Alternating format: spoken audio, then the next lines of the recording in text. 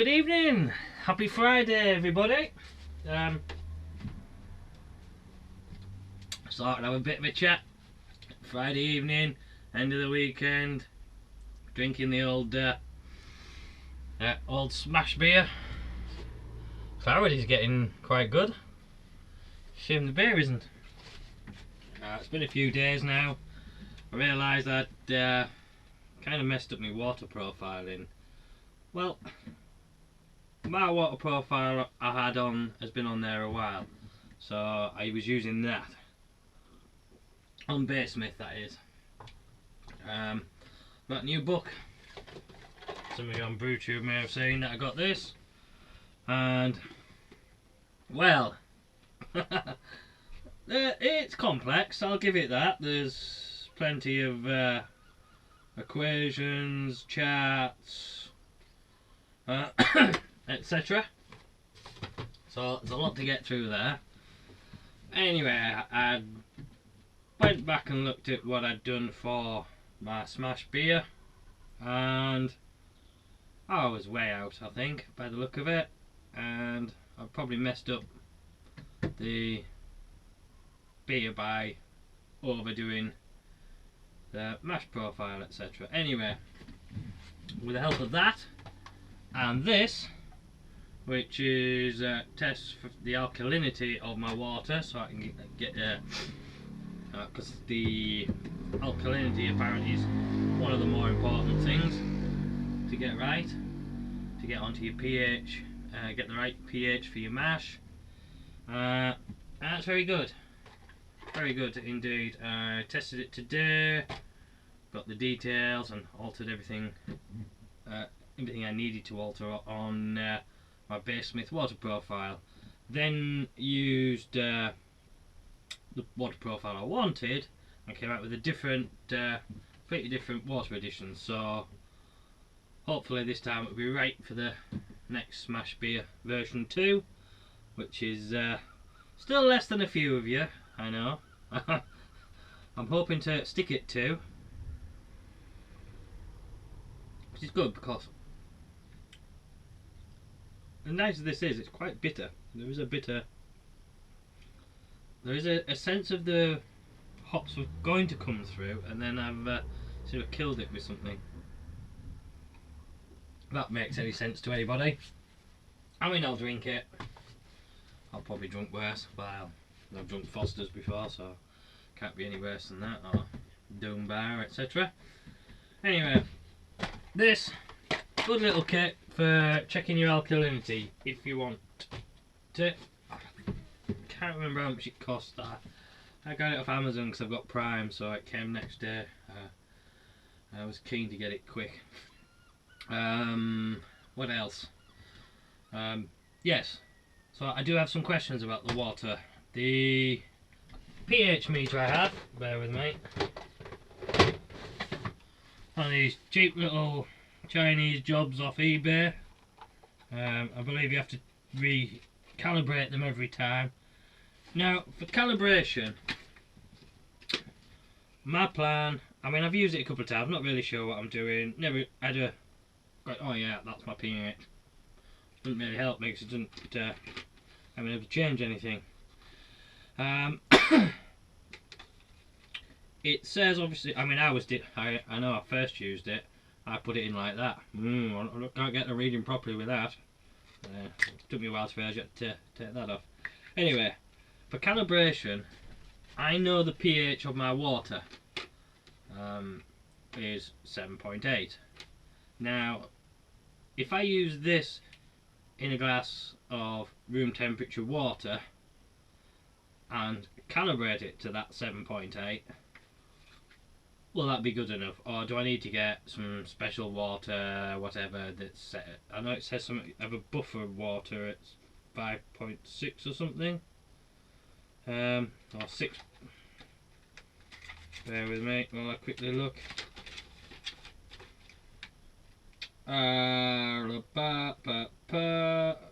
Protect the cap. Calibration. Immerse the tester up to the maximum immersion level in pH 6.86 buffer solution. Anyone help me on this buffer solution, because I haven't got a clue. And you should calibrate till it reads 6.9. Now, I haven't got calibration solution, so as I say, my plan was, I know the pH of my water from the website, calibrate to that. If anyone can help me, Tony, yes, probably, possibly, anyone, not fussed who, I just think Tony might know. Will that help? Next, obviously then I can check my mash water. I take it then you have to take some of the mash water out, cool it down to temperature, and then that's the temperature of the pH of that is at room temperature as well. So yeah. It gets complicated, doesn't it, this brewing like. When I started I just wanted to make a beer. Just a beer.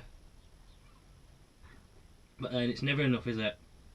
A little tinker here. A little expensive shed there. Another extension here, etc. Next thing you know, you've practically got a brewery. And bar. So, that's that. Also, new addition. Got myself some new scales. Hopefully they'll be good. At Sunday, smash beer. Going for version 2. I've got everything in, the hops, the malt and the yeast. I've spent hours, I don't know how many hours, faffing trying to sort out the water, and I think I've got that right. So I've got my additions on for that, with based on the malt, and I have put the recipe together. So I have a new game plan, etc. I'm also all ready for this. Like I say, it's only version 2, so I might be on to version 3 by the end of the month. Hop. Pellet versus leaf. Do any of you have a preference? And if so, what is it and why? I used to always believe in leaf hops. Always been a big fan of the leaf hop. Believing it to be more natural of the ingredient ways rather than them chopped up, and but then I began to realise that obviously if they're pelletising it, they're having to concentrate it into pellet form. It has to be it becomes a uniform sort of IBUs, the alpha acids and the oils, etc. I suppose become more uniform than they would just in the leaf itself. And for me also, I've had real problems with, because I ferment it in a bucket, pretty much it's just a £8 plastic bucket from Boise's that I drilled a hole in the lid, put a bung with a bubbler on, and that's it. Away I go.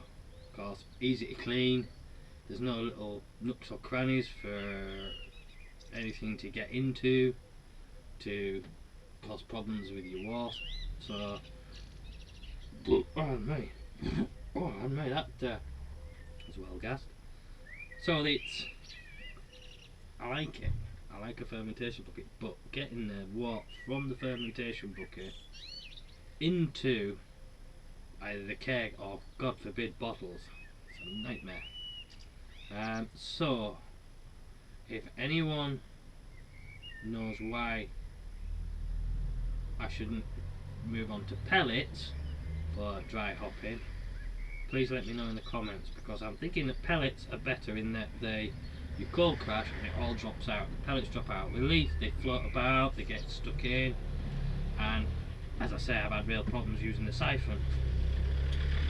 But if anyone has any reason why dry hopping with pellets is not a good way to go, please let me know in the comments. So yeah. New England IPAs again. Back to New England IPAs. I've started to come up with the new version of that. I've put together obviously the grain bill. I'm having it pretty much the same as I did last time, but I'm swapping out the Maris Otter for pale malt. So it'll be mostly lager malt with wheat malt, porridge oats. When I say porridge oats, can't beat a bit of little porridge oats. So porridge oats and wheat malt just helps with body and mouthfeel and obviously cloudiness, I suppose. Mostly mouthfeel, really, mouthfeel and body adding to the beer. I'm going to stick with the old Vermont ale yeast, so we'll use that. I will start looking at the hops. The hops I was using and did use in the last one. I obviously had Magnum for bittering. I'll do that again, but I think I'll put it in as first wort hops this time. Hopefully that'll smooth the bitterness down even more. I'm obviously going to try it with water additions to try and up the hop level flavour of the hops. I will be getting rid of the Amarillo and swapping it out for El Dorado, just for something different. I know a few people have been doing Victoria's Secret and I've not tried that yet, and so I don't want to risk it yet without knowing what it's like and what it does. I quite like El Dorado and I quite think it will go well, so it'll be Mosaic, Citra and El Dorado. I mean, I know Mosaic is merely Citra on steroids, they say, but I'll go with that and we'll get hopefully a nice fruit bomb out of that. So that's to come, and I will be doing a larger batch than normal, so hopefully it'll be good, and if so I'll be looking to get some out to people. So if anyone is interested, once again in the comments please let me know, and I'll start looking at getting it together to get some shipped out when it's done. Obviously looking at possibly shipping by June, about the same time as I'm shipping out these blooming smash beers, or hoping to, if they're done. So yeah, if you fancy trying a New England IPA, if it's up to scratch, I mean my brewing's hit and miss at the minute, so I wouldn't be holding your breath on that one, but yes, I will be looking to ship a few out to people who have expressed an interest in the first one, and for that I have to thank Rusty. Cheers Rusty. You are a gentleman and a scholar, and thank you for your kind review. Thank you everybody with their kind reviews. I didn't think my beer was that good, to be honest. Well, I know it's not that good, but I know you're very kind, so thank you. And all the people that watch, thank you. Cheers to you all. Happy Friday to you all, I say, because as much as I like doing these videos, all I'm doing is a bloke stood in a shed talking to a flashing light on a camera, really.